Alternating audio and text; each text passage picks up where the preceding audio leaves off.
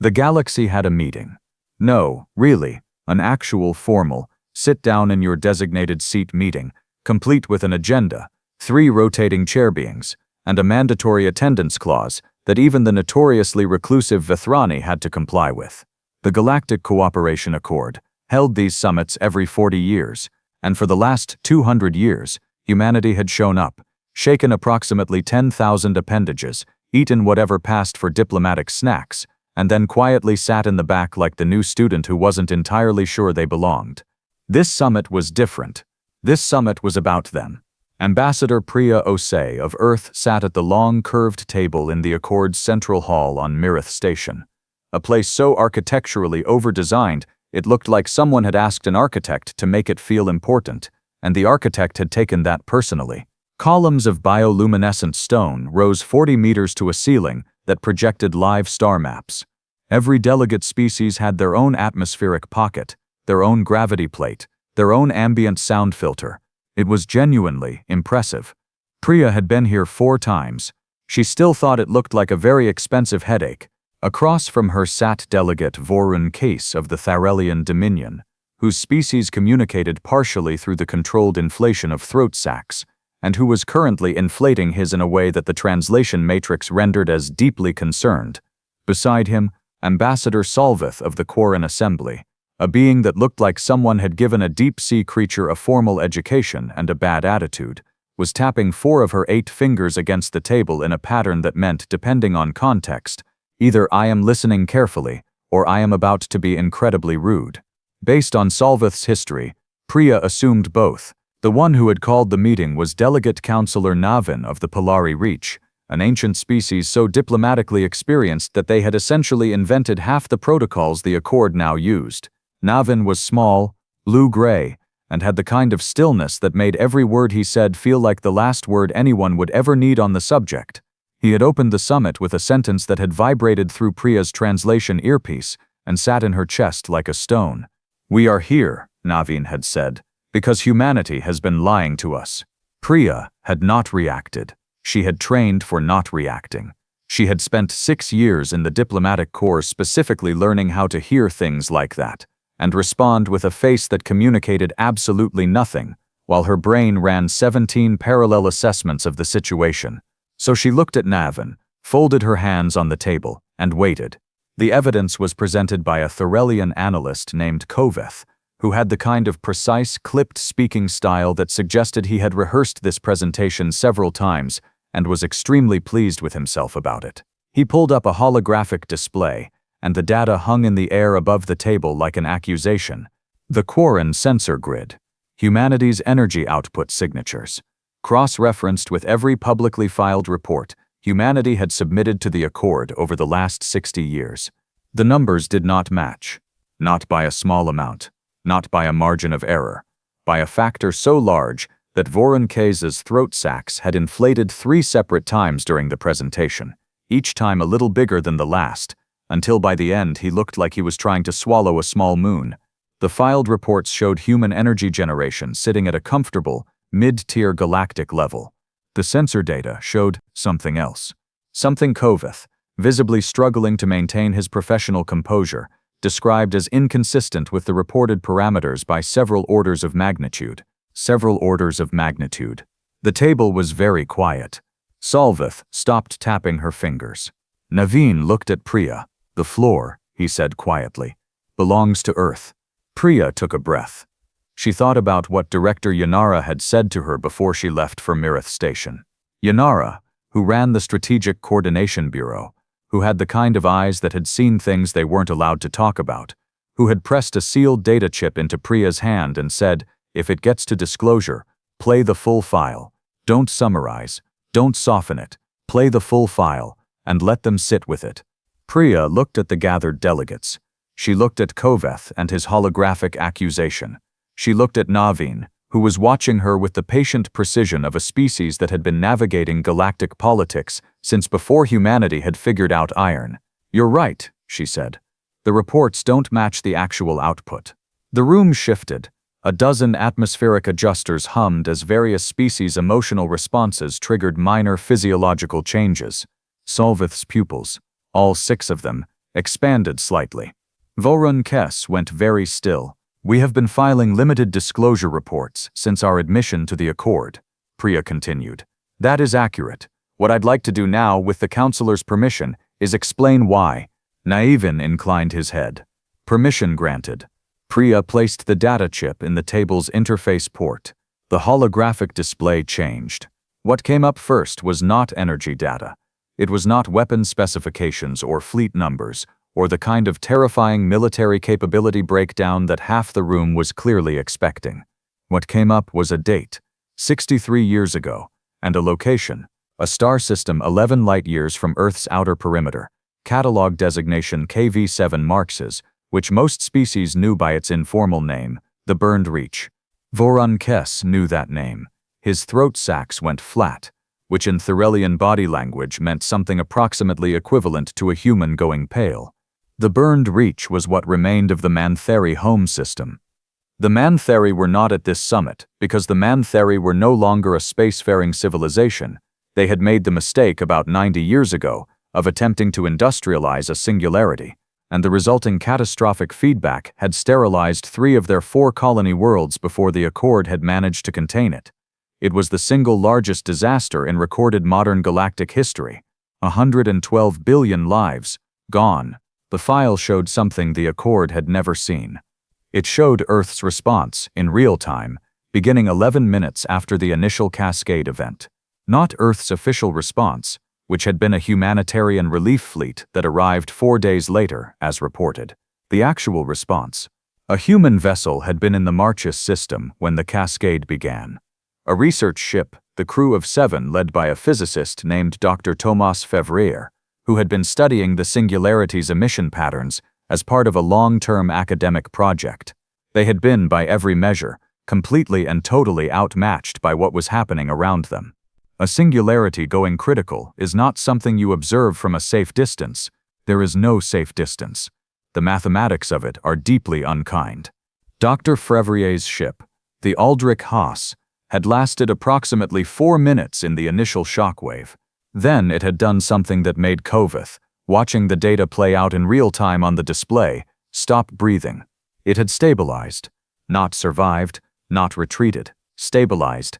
The Aldrich Haas had interposed itself between the Cascade's primary expansion front and the nearest inhabited Mantheri world, and it had done something to its drive core that the Quarren sensor readings from a passing relay probe had captured in full, glorious, incomprehensible detail.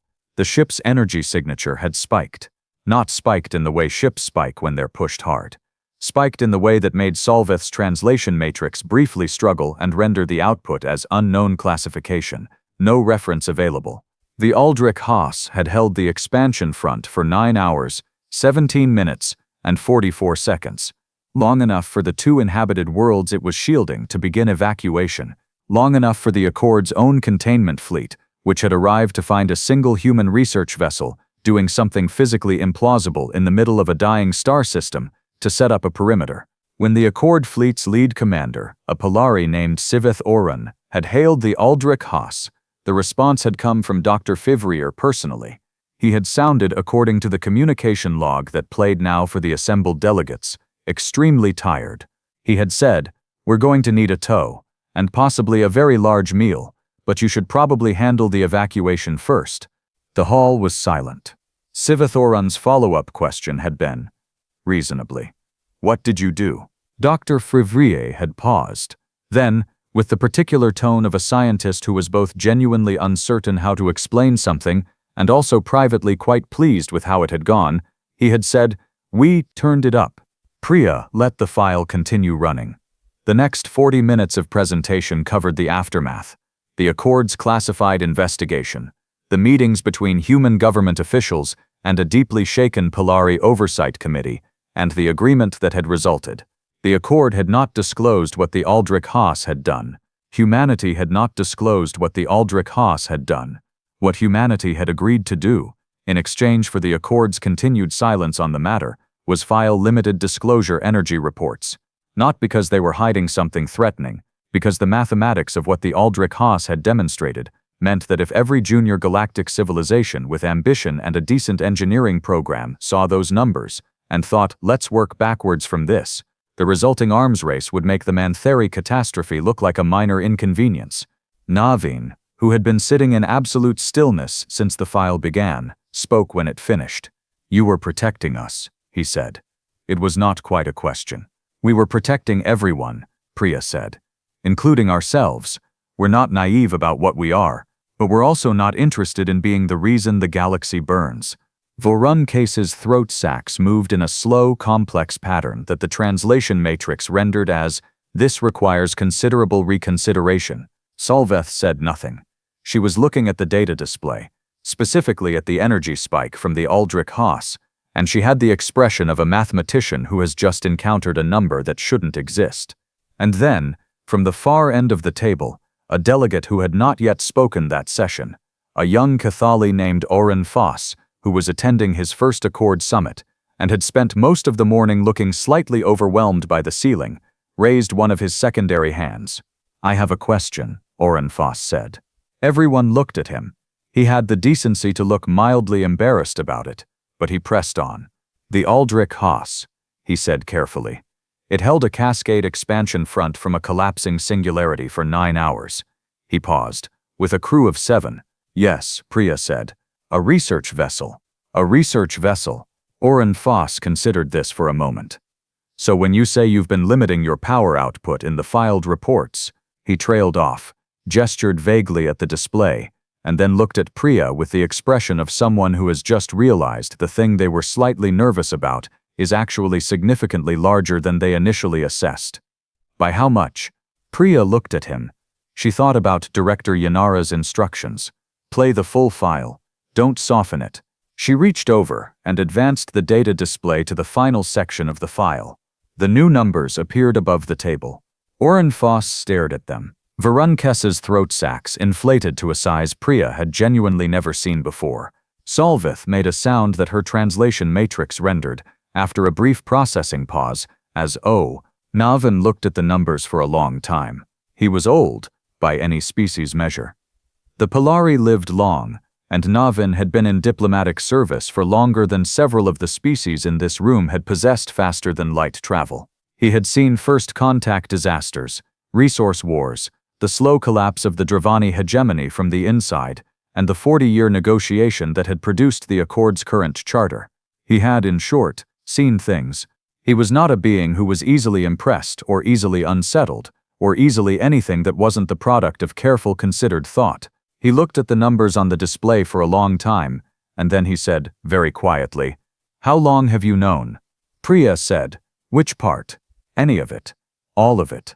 "How long has humanity understood what it is capable of?" Priya considered her answer. This was the part of the conversation that Director Yanara had flagged as the most delicate, not because it was threatening, but because it was the kind of answer that changed how a room full of galactic representatives understood the species sitting across from them, permanently and irreversibly. There was no walking it back after. "We've had a theoretical framework for about 120 years, Priya said. Practical application came later. The Aldrich Haas was the first time the theory met a real situation under pressure. Dr. Rilbekwam Akrubis conference from Skriti for Wyden. Admitwatamif to mind will plate com peruthates com amor to mit her mat part. Fevria's team had the knowledge. They had the modified drive architecture. They had spent 3 years on a research posting with nothing to do but run numbers. And then a singularity started collapsing 2,000 kilometers off their bow, and the calculation became very simple very quickly. And since then? Naveen asked. Since then, Priya said. We've been careful. It was Solveth who responded to that.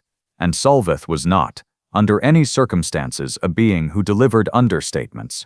She had 6 eyes, all of which were now fixed on Priya with an intensity that most species would have found physically uncomfortable. Careful, she repeated, in the flat tone of someone tasting a word and finding it insufficient. You are describing a civilization that can interrupt a singularity cascade with a research vessel, and you characterize your approach as careful. Would you prefer reckless? Priya asked. The silence that followed was the particular kind that happens when a room full of very experienced diplomats simultaneously decides not to say the first thing that came to mind. Koveth, the Thorelian analyst, who had started this whole proceedings with his very proud presentation of mismatched numbers, was sitting very still and appeared to be having some kind of private internal experience that his professional training was not equipped to handle. He had come to this summit expecting to expose a deception. He had exposed one. It had simply turned out to be a very different shape than anticipated. Aaron Foss, the young Cathali delegate, had not lowered his hand. He still had it partially raised, as though he had a follow-up question and wasn't entirely sure he wanted the answer. Priya looked at him. "Go ahead," she said. "The other ships," Aaron Foss said. "The human fleet. The vessels that are, right now, registered with the Accord under your standard disclosure filings." He paused. "Are they also modified?" Priya offered. He nodded, slowly, with the expression of someone confirming a diagnosis they had suspected but hoped was wrong. "The Aldrich Haas," Priya said, "was a research vessel with a prototype system installed by one physicist and her team over 3 years, working from theoretical models and a lot of very optimistic engineering assumptions." She paused. 63 years is a long time.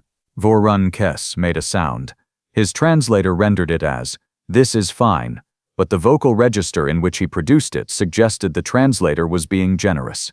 Navin folded his hands on the table.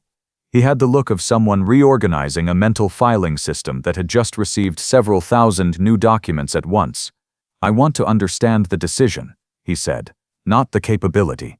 The decision to conceal it." "We didn't conceal the capability," Priya said. "We reported limited output. There's a difference." "A semantic one," Solveth said sharply. "A meaningful one," Priya replied, and her voice was still level, still patient, but there was something underneath it that had not been there at the start of the session, something that was not quite an edge, but was adjacent to one. "When humanity joined the Accord, we were assessed at a certain tier, mid-level energy generation, developing FTL capability, promising but unremarkable. That assessment shaped how every species in this room engaged with us, traded with us, negotiated with us. It shaped the alliances we were offered and the threats we received. It shaped," she said carefully, "the decisions that 3 separate border species made about whether to test our response time when we were new and appeared manageable." The room was quiet. "The Dravosi incident," Navin said. "The Dravosi incident," Priya confirmed. That particular event was 31 years old and had been classified by the Accord at the highest level of diplomatic sensitivity. The Dravosi had been an expansionist mid-tier civilization that had decided upon humanity's admission to the Accord that a newly registered species with modest reported capabilities and 3 underdeveloped border systems was an acceptable target for what they had internally termed absorption. They had sent a fleet of 47 vessels to humanity's Kalan outpost with the expectation of a brief manageable conflict. The Accord's record showed that the Dravosi fleet had turned around after a standoff lasting approximately 6 hours. The Accord's record did not show why. The Dravosi had never publicly explained it either, because the explanation would have required them to describe what they had seen the Kalan outpost's 3 defense ships do, and that description would have raised questions they preferred not to answer, about why they had launched the incursion in the first place, and why they had retreated so quickly, and whether the 3 human ships had actually done what their sensor logs appeared to suggest, or whether their sensor logs were faulty. Their sensor logs were not faulty. Priya had the file. She did not play it. She simply let the names sit in the air and watched the delegates who were old enough to remember the incident make the connection. Vorun Kess made the connection. His threat display, which had been fluctuating all morning, went suddenly smooth and flat, which was the Thorelian equivalent of a sharp intake of breath. "You allowed them to retreat," he said. "We allowed them to retreat," Priya said, "because we didn't want a war. We wanted a lesson. There's a significant difference in the long-term outcome. And the Dravosi never tested you again," Navin said. "No," Priya said. "They didn't. Neither did the Velthari Combine after the Rennis Passage situation. Neither did anyone else who decided that a modest-looking, mid-tier species with underdeveloped borders was a convenient opportunity. She let that land. We looked manageable. We let ourselves look manageable. Because the alternative, showing every species in the Accord exactly what we were capable of at full output, would have produced one of 2 outcomes, either an arms race that destabilized half the galactic community, or a preemptive strike coalition against a species that most of you had known for less than a century and had absolutely no reason to trust yet. The room was very, very quiet. Oren Foss had finally lowered his hand. He was looking at Priya with an expression that had moved past diplomatic anxiety into something closer to genuine, uncomplicated awe, which was the response of a species that was young enough in the Accord to not yet have learned how to hide that kind of thing. Priya found it, privately, rather refreshing. Solveth spoke. She spoke slowly, which for Solveth was unusual, and it meant she was thinking carefully about each word before she released it into the air. You are telling this body, she said, that humanity has spent 60 years presenting itself as less than it is, not out of deception, not out of strategic advantage seeking, but out of, she paused. What? Fear of our reaction? Consideration of your reaction, Priya said. There's a difference there too. You keep drawing distinctions, Solveth said. They keep being real distinctions, Priya replied. Nayavan made a small gesture with one hand, the Polari equivalent of calling a pause. Everyone deferred to it immediately, because everyone in the room with any diplomatic experience knew that when Nayavan gestured for a pause, something worth listening to was coming. Let me ask a practical question, Navan said. This summit was called because the Quarren sensor grid detected output inconsistencies. That data will not remain confined to this room indefinitely. Other species will obtain it, analyze it, reach conclusions. The concealment, whatever its merit, is no longer sustainable. He looked at Priya steadily. What does Earth want from this conversation? Priya reached into her jacket and placed a second data chip on the table. A framework, she said. For full disclosure, staged, structured, and managed, not a revelation, a transition. Earth is willing to open our technical research to Accord oversight. We're willing to share the theoretical models under a controlled academic exchange program. We are not, she said.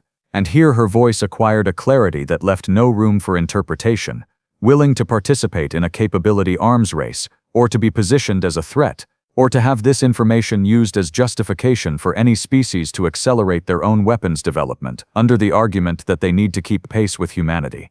That is a great deal to ask, Varun Kes said. We saved 100 billion man theory, Priya said, with a research ship, and then we filed quiet paperwork and went home. I think asking for a managed transition is relatively modest. Koveth, who had been silent for a very long time, said suddenly, Dr. Fevrier, is he still alive? He's 81, Priya said. He teaches at a university in Nairobi. He tends a garden. He has 4 grandchildren. He occasionally gives lectures on theoretical drive mechanics, and his students mostly find them quite dull, because he explains everything in terms of very simple math and refuses to make it sound more dramatic than it is.